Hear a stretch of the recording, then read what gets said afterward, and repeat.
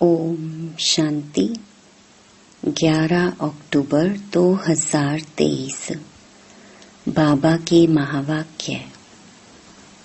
मीठे बच्चे, यह पढ़ाई बहुत सस्ती और सहज है। पद का आधार गरीबी व साहूकारी पर नहीं, पढ़ाई पर है। इसलिए पढ़ाई पर पूरा ध्यान दो।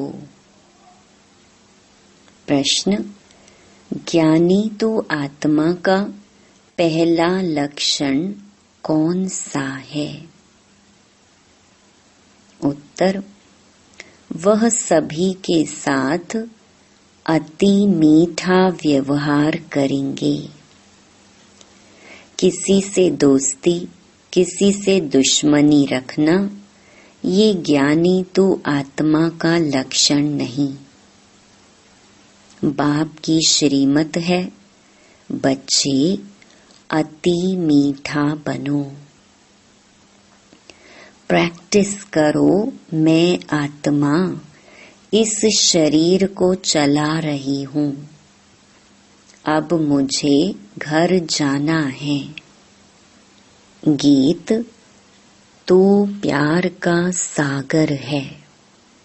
ओम शांति। बच्चों ने किसकी महिमा सुनी? निराकार बेहद के बाप की। वह ज्ञान का सागर ऊंचते ऊंच है। उनको ही ऊंचते ऊंच बाप कहा जाता है। परम शिक्षक अर्थात ज्ञान का सागर भी कहा जाता है। अभी तुम समझते हो, यह महिमा हमारे बाप की है, जिस द्वारा हम बच्चों की भी वही अवस्था होनी है। वह बड़े ते बड़ा बाप है, कोई साधु सन्यासी तो नहीं है। यह तो बेहद का बाप निराकार परम पिता परमात्मा है। तुम बच्चों की बुद्धि में है कि यह हमारा बेहद का माता पिता, पति आदि सब है। फिर भी वह नशा स्थायी नहीं रहता। घड़ी घड़ी बच्चों को भूल जाता है। यह तो ऊंच ते ऊंच और अति मीठे ते मीठा बाप है, जिसको सभी आधा कल्प याद करते हैं। लक्ष्मी नारायण को इतना याद नहीं करेंगे। भक्तों का भगवान एक ही निराकार है। उनको ही सब याद करते हैं। भल कोई लक्ष्मी नारायण को, कोई गणेश आदि को मानने वाले होंगे, फिर भी मुख से हे भगवान शब्द ही निकलेगा। हे परमात्मा अक्षर जरूर सबके मुख से निकलता है। आत्मा उनको याद करती है। जिस्मानी भक्त जिस्मानी चीज को याद करते हैं, तो भी आत्मा इतनी पिताव्रता है जो अपने बाप को जरूर याद करती है। दुख में झट आवाज निकलता है, हे परमात्मा। यह जरूर समझते हैं कि वह परमात्मा निराकार है, परंतु उनका महत्व नहीं जानते। अभी तुम महत्व को जानते हो कि वह तो अब हमारे सम्मुख आए हैं। वह है स्वर्ग का रचयिता। हमको सम्मुख पढ़ा रहे हैं। यह एक ही पढ़ाई है। वह जिस्मानी पढ़ाइयाँ तो भिन्न भिन्न प्रकार की होती हैं। कोई का मन पढ़ाई में नहीं लगता है तो छोड़ भी देते हैं। यहाँ इस पढ़ाई में पैसे आदि की कोई बात नहीं। वह गवर्नमेंट भी गरीबों को फ्री पढ़ाती है। यहाँ तो है ही मुफ्त में पढ़ाई, फीस कुछ भी नहीं। बाप को गरीब निवाज कहा जाता है, गरीब ही पढ़ते हैं। यह है बहुत सहज और सस्ती पढ़ाई। मनुष्य अपने को इंश्योर भी करते हैं। यहाँ भी तुम इंश्योर करते हो, कहते हो बाबा आप हमें स्वर्ग में 21 जन्मों का एवजा देना। भक्ति मार्ग में ऐसे नहीं कहते कि हे परम पिता परमात्मा हमको 21 जन्म लिए वर्षा दो। यह तुम अभी जानते हो, हम डायरेक्ट अपने को इंश्योर करते हैं। यह तो हमेशा कहते हैं फल देने वाला ईश्वर है, सबको ईश्वर ही देते हैं। भल कोई भी साधु संत अथवा रिद्धि सिद्धि वाला हो, देने वाला सबको ईश्वर है। आत्मा कहेगी देने वाला ईश्वर है, दान पुण्य आदि करते हैं, फिर भी उसका फल देने वाला ईश्वर ही है। उस पढ़ाई में कोई खर्चा नहीं है। बाबा ने समझाया है गरीब का भी इतना ही इंश्योर होता है। साहूकार लाख करेगा सो उनको लाख का मिलेगा। गरीब 1 रुपया करेंगे, साहूकार 5000 करें तो भी एवजा दोनों को इक्वल बराबर मिलना है। गरीबों के लिए बहुत सहज है, कोई फीस नहीं लगती। गरीब अथवा साहूकार दोनों बाप से वर्षा पाने के हकदार हैं। सारा मदार पढ़ाई पर है। गरीब अच्छा पढ़ते हैं तो उनका पद साहूकार से भी ऊंच हो जाता है। पढ़ाई ही कमाई है, बड़ी सस्ती और सहज पढ़ाई है। सिर्फ इस मनुष्य सृष्टि झाड़ के आदि मध्य अंत को जानना है, जिसको कोई भी मनुष्य मात्र जानता नहीं है। त्रिकालदर्शी कोई हो नहीं सकता। सब कह देते बेअंत है, समझते हैं मनुष्य सृष्टि का बीज परमात्मा है, यह उल्टा झाड़ है। फिर भी कह देते हम यथार्थ रीति नहीं जानते हैं। बरोबर यथार्थ तो बाप ही बताएंगे जो नॉलेजफुल हैं। सारा मदार तुम बच्चों की पढ़ाई पर है। अभी तुम नंबरवार पुरुषार्थ अनुसार जानते हो। तुम मास्टर ज्ञान सागर हो। सब एक जैसे तो नहीं है, कोई बड़ी नदी कोई छोटी नदी है। पढ़ते सब अपने अपने पुरुषार्थ अनुसार हैं।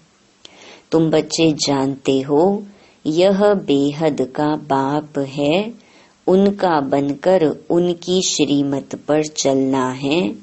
कोई के लिए कहा जाता है यह बेचारा परवश है, माया के वश हो उल्टी मत चलाते हैं।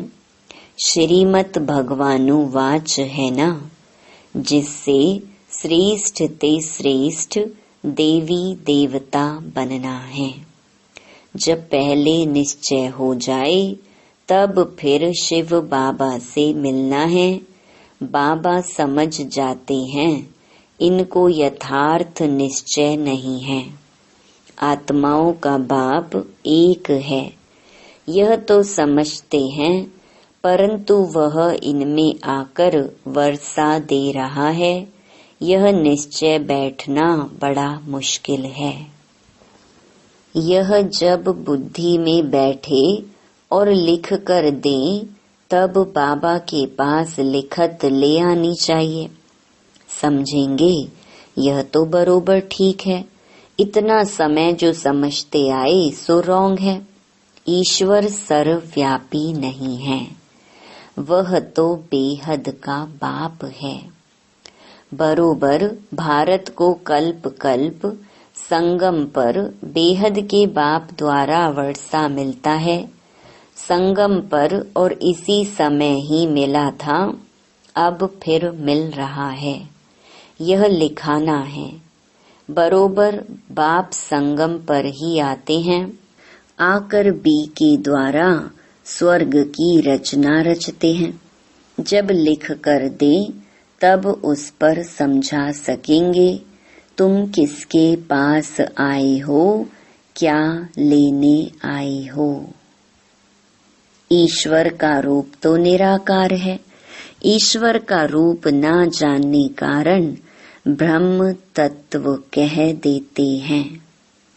बच्चों को समझाया है वह तो बिंदी है, यह बात और किसकी बुद्धि में नहीं बैठेगी कि परमात्मा एक बिंदी है। आत्मा के लिए कहते हैं चमकता है सितारा भ्रकुटी के बीच में। वह छोटी सी चीज है तो विचार करना है पार्टधारी कौन है। इतनी छोटी आत्मा में कितना अविनाशी पार्ट नुधा हुआ है। इन बातों में जब कोई डीप जाए तब उनको समझाना है। तुम्हारी आत्मा कहती है हमने 84 जन्म लिए हैं। वह सारा पार्ट छोटी सी बिंदी रूप आत्मा में मर्ज है, जो फिर इमर्ज होता है। इस बात से मनुष्य वंडर खाएंगे। यह बात तो कोई समझते नहीं। 84 जन्म हमारे रिपीट होते हैं। यह बना बनाया ड्रामा है। आत्मा में कैसे पार्ट नुधा हुआ है, सुनकर मनुष्य वंडर खाएंगे। बरोबर मैं आत्मा कहती हूँ, हम आत्मा एक शरीर छोड़ दूसरा लेती हूँ। यह हमारा पार्ट नुधा हुआ है, जो ड्रामा अनुसार रिपीट होता है। ये बातें कमजोर बुद्धि वाले कभी धारण कर ना सके। यह सिमरन करना है, हम 84 जन्म ले पार्ट बजाता हूँ, शरीर धारण करता हूँ। जब यह सिमरन चलता रहे तब कहीं यह पूरा त्रिकालदर्शी है और दूसरे को भी त्रिकालदर्शी बनाने का पुरुषार्थ कर रहे हैं। समझाने की भी बच्चों में हिम्मत चाहिए। अंधों की लाठी बन नींद से सुजाग करना है। जाग सजनिया, अब नई दुनिया स्थापन होती है, पुरानी दुनिया का विनाश हो रहा है। तुमने त्रिमूर्ति ब्रह्मा विष्णु शंकर नाम नहीं सुना है? ब्रह्मा द्वारा स्थापना होती है। ये सब ब्रह्मा कुमार कुमारियां हैं ना। अकेले ब्रह्मा तो नहीं करेंगे, प्रजापिता के साथ जरूर ब्रह्मा कुमार कुमारियां होंगे। इनका बाप भी जरूर होगा जो इनको सिखलाने वाला है। इन ब्रह्मा को तो ज्ञान सागर नहीं कहेंगे। ब्रह्मा के हाथ में शास्त्र दिखाते हैं, परंतु परम पिता परमात्मा इनमें आकर इन द्वारा सभी वेदों शास्त्रों का सार बताते हैं। ब्रह्मा शास्त्रों का सार नहीं सुनाते, वह कहाँ से सीखे? उनका कोई भी बाप व गुरु होगा ना। प्रजापिता तो जरूर मनुष्य होगा और यहाँ ही होगा। वह ठहरा प्रजा को रचने वाला। उनको क्रिएटर ज्ञान सागर नॉलेजफुल नहीं कह सकते। ज्ञान सागर परम पिता परमात्मा ही हैं। वह आकर प्रजापिता ब्रह्मा द्वारा पढ़ाते हैं। इसको ज्ञान का कलश कहा जाता है। ये सारा मदार धारणा पर है। इंश्योर करो ना करो यह तुम्हारे ऊपर है। बाबा तो बहुत अच्छी रीति इंश्योर करते हैं।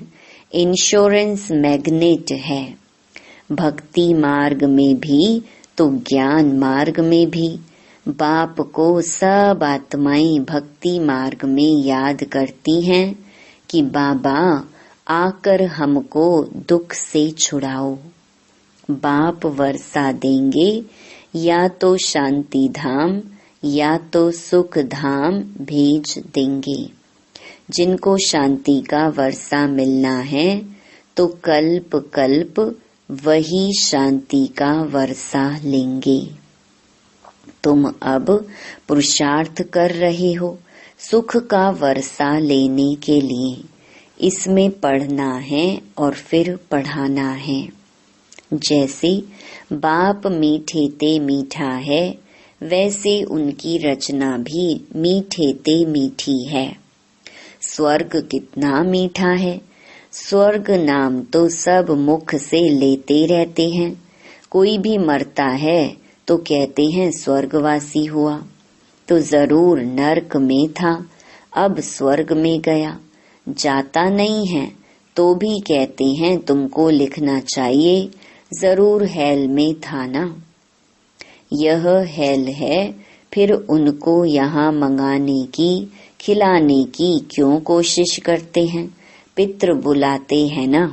आत्मा को बुलाना यह है पितृ को बुलाना। तुम फिर सभी पितरों के बाप को बुलाते हो। सभी आत्माओं का बाप बैठ तुमको पढ़ाते हैं। तुम कितनी गुप्त सेना हो शिव शक्तियाँ। शिव तो निराकार है ना, तुम शक्तियाँ हो उनके बच्चे। शक्ति आत्मा में आती है। मनुष्य जिस्मानी शक्ति दिखलाते हैं, तुम रूहानी शक्ति दिखलाते हो। तुम्हारा है योग बल। योग रखने से तुम्हारी आत्मा पवित्र होती है। आत्मा में जौहर आता है। तुम्हारे में मम्मा की ज्ञान तलवार सबसे तीखी है। यह कोई स्थूल कटारी व तलवार की बात नहीं है। आत्मा को समझ है कि मेरे में ज्ञान शंख ध्वनि करने की अच्छी ताकत है। हम शंख ध्वनि कर सकते हैं। कोई कहते हैं मैं शंख ध्वनि नहीं कर सकती हूँ। बाप कहते हैं ज्ञान की शंख ध्वनि करने वाले मुझे अति प्रिय हैं। मेरा परिचय भी ज्ञान से देंगे ना। बेहद के बाप को याद करो, यह भी ज्ञान दिया ना। बाप को याद करना है, इसमें मुख से कुछ बोलना नहीं है। अंदर में समझना है बाप हमको नॉलेज दे रहे हैं। बाप कहते हैं तुमको वापस चलना है, मुझे याद करो तो विकर्म विनाश होंगे। भगवानुवाच मन मना भव। तो जरूर वह निराकार होगा ना। साकार कैसे कहेंगे, मुझे याद करो। निराकार ही कहते हैं हे आत्माएं मुझे याद करो, मैं तुम्हारा बाप हूँ। मुझे याद करेंगे तो अंतमति सुगति हो जाएगी। तुम आत्माएं इस शरीर द्वारा कहती हो कि जीव की आत्मा अपने बाप को याद करो।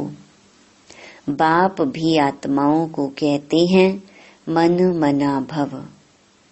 तुम आत्माओं को हमारे पास ही आना है, देही अभिमानी होना है, अच्छी तरह से प्रैक्टिस करनी है। मैं आत्मा इस शरीर को चलाने वाली हूँ।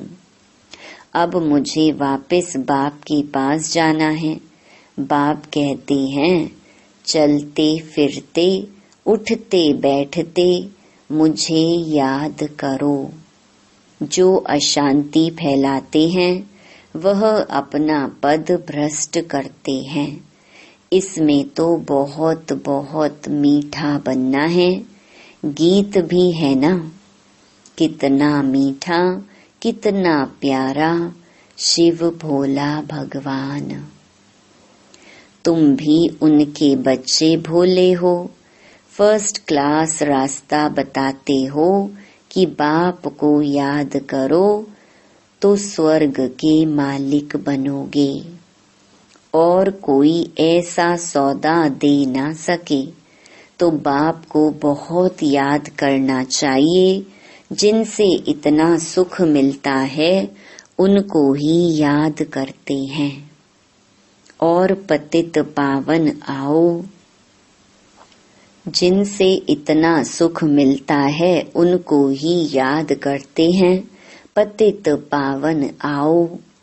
आत्माएं पतित बनी हैं, उनके साथ शरीर भी पतित बना है। आत्मा और शरीर दोनों पतित बने हैं। वह लोग तो कह देते आत्मा निर्लेप है, पतित बन नहीं सकती, परंतु नहीं, एक परम पिता परमात्मा में ही कभी खाद नहीं पड़ती, बाकी तो सब में खाद पड़नी ही है। हरेक को सतो रजो तमो में आना ही है। यह सब पॉइंट धारण कर बहुत मीठा बनना चाहिए। ऐसे नहीं कि कोई से दुश्मनी कोई से दोस्ती। देह अभिमान में आकर यहाँ ही बैठ कोई से सर्विस लेना बिल्कुल रॉन्ग है। अच्छा, मीठे मीठे सिके लधे बच्चों प्रति माता पिता बाप दादा का याद प्यार और गुड मॉर्निंग। रूहानी बाप की रूहानी बच्चों को नमस्ते। धारणा के लिए मुख्य सार। पहला, ज्ञान का सिमरन कर त्रिकालदर्शी बनना और बनाना है। अंधों की लाठी बन उन्हें अज्ञान नींद से सुजाग करना है। दूसरा, 21 जन्मों के लिए अपना सब कुछ इंश्योर करना है। साथ साथ ज्ञान की शंख ध्वनि करनी है। वरदान, अपनी जिम्मेवारियों के सब बोझ बाप को दे, सदा निश्चिंत रहने वाले सफलता संपन्न सेवाधारी भव। जो बच्चे जितना स्वयं हल्के रहते हैं उतना सेवा और स्वयं सदा ऊपर चढ़ते रहते, अर्थात उन्नति को पाते रहते। इसलिए सब जिम्मेवारियों के बोझ बाप को देकर स्वयं निष्फुरने रहो। किसी भी प्रकार के मैंपन का बोझ ना हो, सिर्फ याद के नशे में रहो। बाप के साथ कंबाइंड रहो तो जहाँ बाप है वहाँ सेवा तो स्वतः हुई पड़ी है। करावनहार करा रहा है तो हल्के भी रहेंगे और सफलता संपन्न भी बन जाएंगे। स्लोगन, बेहद ड्रामा के हर दृश्य को निश्चित जानकर सदा निश्चिंत रहो। ओम शांति।